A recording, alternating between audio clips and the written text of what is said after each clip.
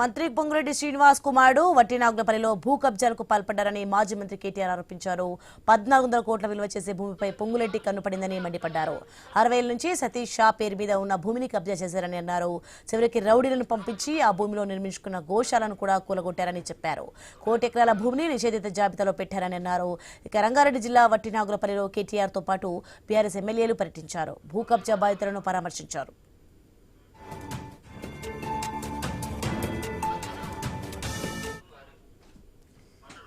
Outer ring road వచ్చిన తర్వాత ఇక్కడ తోటలు పెరిగిన తర్వాత అన్ని పెరిగిన తర్వాత ఇవాళ ఈ భూమి విలువ 1 ఎకరం కనీసం 50 కోట్లు ఉంటుంది. అంటే దగ్గర ఇప్పుడు మనం మాట్లాడుతున్న భూమి యొక్క విలువ దాదాపు 1300-1400 కోట్ల రూపాయల విలువ చేసే భూమి ఇది.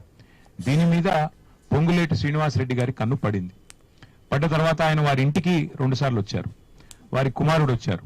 వచ్చి మాకు ఈ ల్యాండ్ కు మొదలు తవ్వ కావాలి, ఇళ్ళకి వెళ్ళి మాకు తవ్వలేదు, పోవడానికి వెనకాల మేము భూమి తీసుకున్నాం, దానికి తవ్వ అడిగారు.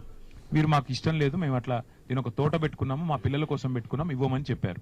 తర్వాత ఏం చేసినారు, మంత్రి గారు స్వయంగా వచ్చారు, ఇంటికి వచ్చినారు. ఇంటిమిడేషన్, వారు మాట్లాడిన మాట ఏంటంటే ఇంటిమిడేషన్, బెదిరించడానికి వచ్చినట్టుంది తప్ప ఇంకో దానికి రాలేదు. మంత్రి గారు వచ్చారు. వచ్చిన తర్వాత వెంటనే ఏం జరుగుతుంది, మేము ఇవ్వమండి, మేము స్థలం ఇవ్వము, మాకు అమ్మాయి ఉద్దేశం లేదు, మా పిల్లల కోసం పెట్టుకున్నామని వారు చెప్పారు. చెప్తే మంత్రి గారు వెంటనే ఏం చేసినారు, ఒక అరాచక పర్వానికి తెరలేపినారు. ఇక కాంగ్రెస్ నేతలకు చెందిన 100 క్రషర్స్ సక్రమంగా నడుస్తున్నాయని కేటీఆర్ ఆరోపించారు. ఎమ్మెల్యేలందరూ కలిసి దుఫాల్గా అన్ని సైట్స్ విజిట్ చేస్తామన్నారు. అక్రమాలకు అండగా నిలబడిన పోలీసులను కూడా వదిలిపెట్టేది లేదని హెచ్చరించారు.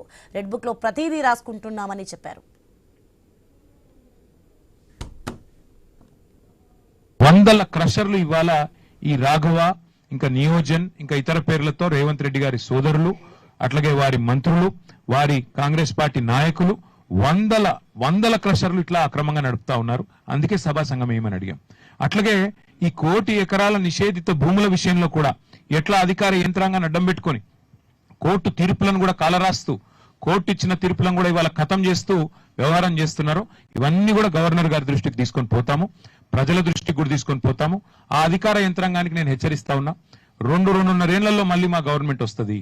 ఈ అక్రమాలకు ఎవరు అండగా నిలబడ్డా, ఇట్లా పేద ప్రజల్ని, ఇట్లా మధ్యతరగతి ప్రజల్ని, ఇట్లా రాజకీయ నాయకత్వంతో సంబంధం లేని వాళ్ళని ఎట్లా పడితే అట్లా ఆడుకుంటాం, ఎట్లా పడితే అట్లా చేస్తాం, దానికి మేము రేవంత్ రెడ్డికి, పొంగులేటి శ్రీనివాస్ రెడ్డికి అండగా నిలబడతామంటే మీకు తప్పకుండా మీ డైరీలో రాసుకొని పేర్లు మీ అందరికీ కూడా వదిలిపెట్టము.